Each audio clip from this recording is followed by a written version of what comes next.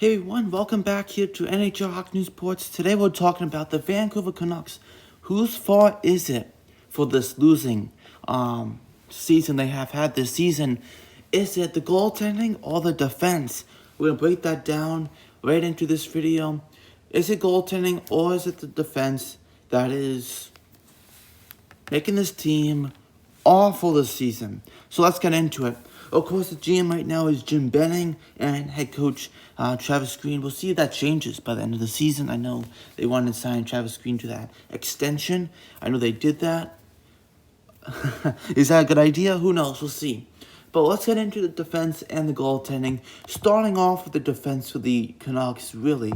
21.5 million, I should say, with 6 defensemen. That's how much that blue line is. You have Edler for $6 million, 1 year left. You have Miles for another 3 years after the season. Actually 4 years left.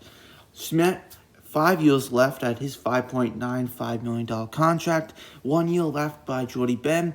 Quinn Hughes, he's going to want the money. He's going to want it. The 20-year-old left defenseman for sure. And you have Jalen Chatfield, who hasn't been that bad. And on injured reserve at this point, you have Travis Hamonic, who they did sign.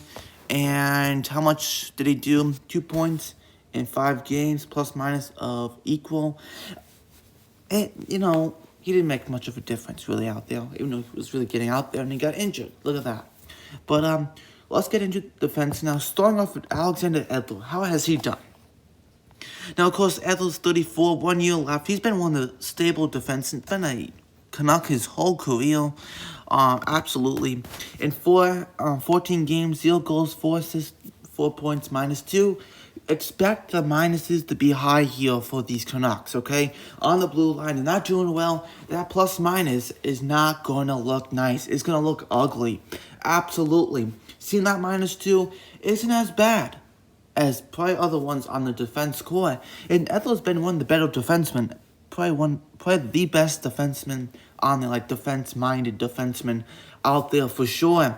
Also looking at, we have Tyler Myers. Yes, Tyler Myers, this big 6'8" defenseman, 229 pounds. He's a big guy. He's playing Buffalo, Winnipeg for many years. In 15 games, just 1 goal, 5 assists, 6 points, plus minus of even. Not bad there. He's big, he's tall. We need to see more points from him like he used to. Like 30, can we see around 30 points? Probably less because the 56-game schedule, but he hasn't been awful. It's just, how is it looking here, I don't know. We'll find out. We will. Nate Schmidt, they picked up from the Vegas Golden Knights. Here's what they have done. Schmidt for a 3rd-round pick. Remember that? Because Golden Knights want to sign. You all remember. Yes. Big fish out there, Alex Pietrangelo. So here we go. Going into his 2nd year, that $5.95 million contract. And Nate Schmidt this season has been 15 points, 1 goal, 2 assists, 3 points, and a +3. The plus minus isn't as bad as I thought it would be, but not enough points, not enough generating. The enthusiasm isn't there, the energy of excitement, the motivation is not there. And Nate Schmidt is a good puck-moving defenseman, right? Shot from the point, good player for sure. It's just not enough we see from him. We need to see more. And then we have the 33-year-old Jordy Ben, which Jordy Ben has 1 year left, $2 million contract. In 9 games, 0 goals, 3 assists, 3 points, +2, not bad. The defense is doing better than we thought it would be doing. And then you have also Quinn Hughes. He's 21 years old. And 16 points in 15 games, 1 goal, 15 assists, 16 points. He's got the biggest minus here, a -12. Even though the other year, last year, the -10. So he's kind of known for that minus. He's not a good defensive, pairing guy. He's more of that offensive power play guy. He's not known for his defensive abilities. More that puck moving. Let's move the puck, get the puck to the net, pass to, Elias Pettersson, Bessel, Horvat, Miller, those things for sure. And then you have Jalen Chatfield, which in 9 games, no points, -7. That and Hughes are the sore points here for the minuses. I know some people do not like the plus minuses whatsoever, because they're like, oh, that's such a cheap thing. You know, who cares about the plus minus? But really here, you can see, doesn't look as good. And then we have here is Hopi. Let's look at Hopi. Now the goaltending. Here we go. The 31-year-old is signed a 2-year, $4.3 million contract. Not bad, you have to say. And here comes the Canucks here.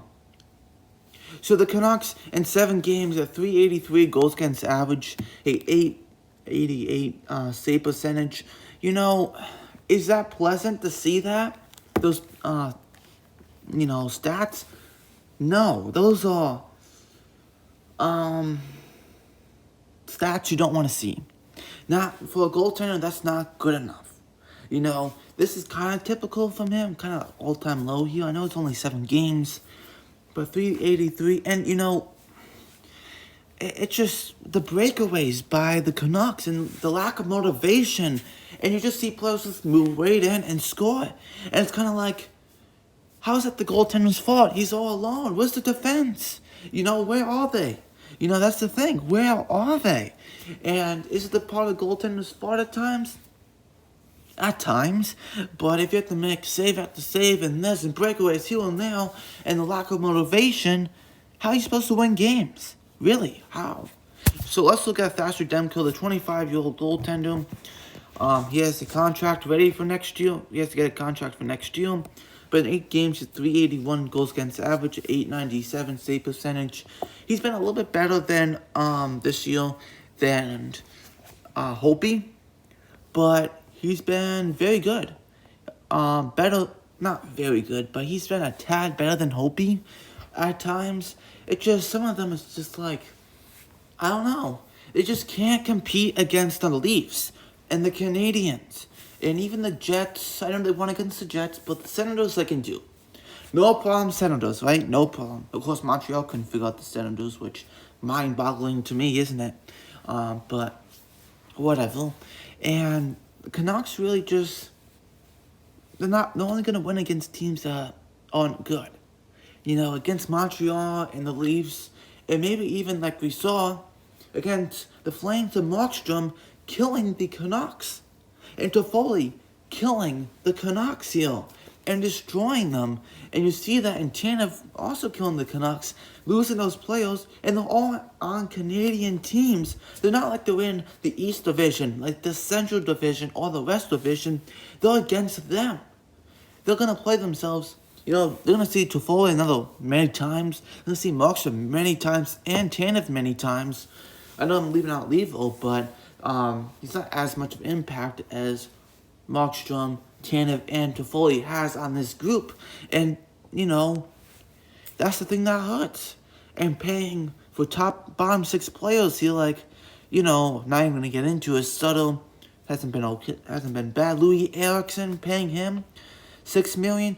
Beagle, $3 million. Like, you can get cheaper options on that bottom 6 for cheaper and bring in some guys you need. You know what I mean? So whose fault is it? Is is it the defense or is it the goaltending? I believe both of them should take fault. But who takes more fault here? I feel like is the defense. Letting players go all alone. 1-on-1. Goaltender versus opposing team player. Not good enough. That's not acceptable by the Canucks. They need to get the motivation back, do a better job defensively, and yeah, they need to do a way better job. I understand Hughes is a puck-moving defenseman. That's fine. He tries to generate that power play stuff. But, like, keep the solid defense going. You have to, and on top of it, they're not the best goal scoring right now. Elias Pettersson, he's been cold. Horvat and Miller's been probably one of the best, and Brock Besser. So really, that's the thing, right? Thanks for watching. NHL News Sports. I'll see you next video.